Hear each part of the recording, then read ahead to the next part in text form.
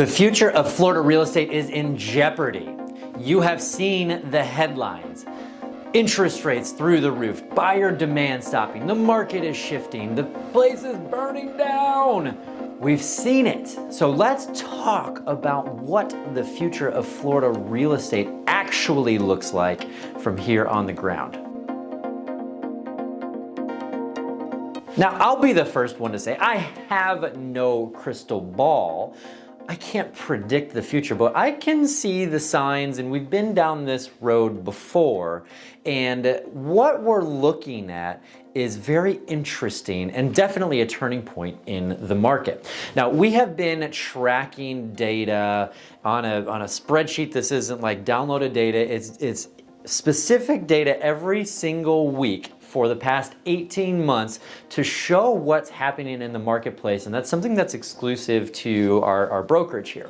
And in that, we're tracking obviously the inventory, the month supply, new listings that are coming on the market, a few other things that are happening in a 1 week snapshot throughout those 18 months. So we have a lot of data that we've been able to collect around this. And what we've seen is the most remarkable pattern that I have seen in a very long time with any kind of graphical analysis.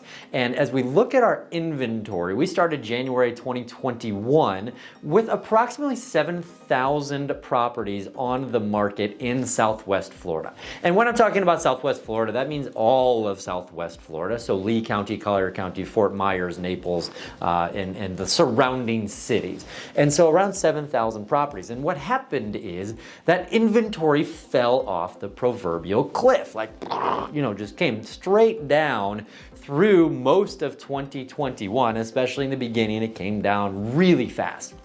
Then in the middle to end of 2021, you saw a little bump up, and then it came down some. And then what ended up happening is fast forward to 2022, and where our inventory typically would start to shrink during our high season, which our high season is January, February, and March, our inventory really grow. We didn't sell off the properties that we typically did. And so what happened is, so in 2021, we had the inventory come down, and then in 2022, we're seeing that inventory go back up. The graph here is almost amazingly symmetrical as far as what we've seen so far. We had a low of just under 3,000 properties available in all of Southwest Florida to purchase, which put that at around 2 weeks worth of inventory. And what I mean by that is if no new homes came on the market, and based on the current demand and how fast things were selling, we would have been out of properties to sell completely in 2 weeks. And so what has happened since then is that the demand has slowed down. The number of available properties has gone back up. Right now we're about 6,000 properties that are available. And so now our inventory is at over 8 weeks. So about 2 months. So that's 4 times more supply than what we had last year. That is very significant. Now, as we have 2 months worth of supply, that means that the market is shifting, right? We are headed in a fast trajectory to moving towards a buyer's market, which, by the way, that's good news for buyers. They've been really having a hard time to be able to purchase property. We've had listings with 30 plus offers on them. Over asking price was the norm for a very long time, and things are definitely shifting to work in the buyer's favor. Now, I say that with inventory, and I also say that because we are seeing that price reductions are becoming very prominent in the market. Just yesterday, the stats on this that we were looking through is 1 out of every 8 properties in the entire MLS for sale took a price reduction in the past week. That's a lot, and that tells us what's going on in the market as far as sellers overpricing and then having to chase the market, which can be a very dangerous thing. So that is absolutely happening.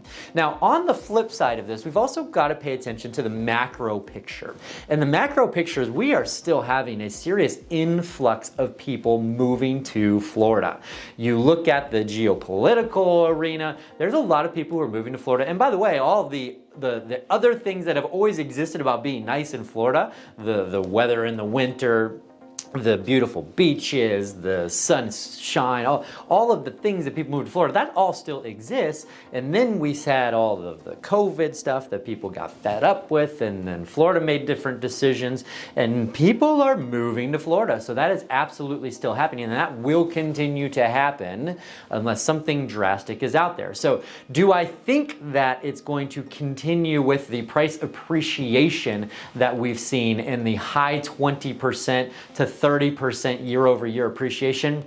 Absolutely not. That is over. We are not going to continue to see the appreciation like we have. We've actually seen, in a lot of instances, a pullback from the highs of even just last month, where the prices are starting to retract a bit. Again, good news for the buyer. Now, the big variable out there is what the Fed is going to do, and they're giving instruction that they're going to continue to raise that federal funds rate, and that's going to have an impact. It already has, and we've seen that. With interest rates over 6% at this point, there's not a whole lot of signs that that's not going to continue down that path and trajectory, which will again take out the fire extinguisher. That will slow down a heated up market all day, every day. So who wins in this scenario of where we're going? Obviously, this is good news for the buyers that have been waiting on the sidelines, or buyers that have been missing out on properties because they've been getting outbid. You're finally going to have your chance.